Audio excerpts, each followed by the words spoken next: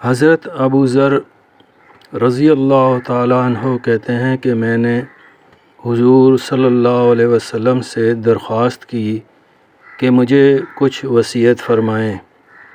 حضور صلی اللہ علیہ وسلم نے فرمایا، تقوی کا اہتمام کرو کہ تمام امور کی جڑ ہے۔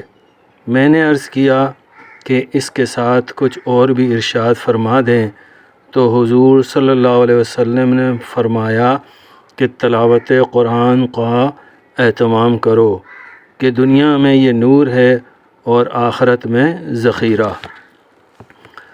تقوی حقیقتاً تمام امور کی جڑ ہے۔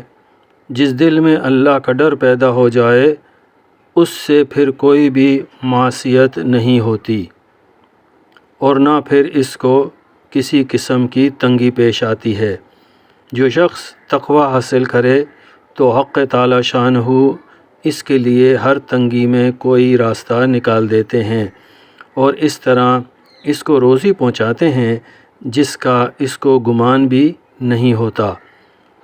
حضرت باسط رضی اللہ تعالیٰ عنہ نے حضور اقدس صلی اللہ علیہ وسلم کا یہ ارشاد ذکر کیا کہ جن گھروں میں کلام پاک کی تلاوت کی جاتی ہے وہ مکانات آسمان والوں کے لیے ایسے چمکتے ہیں جیسا کہ زمین والوں کے لیے آسمان پر ستارے۔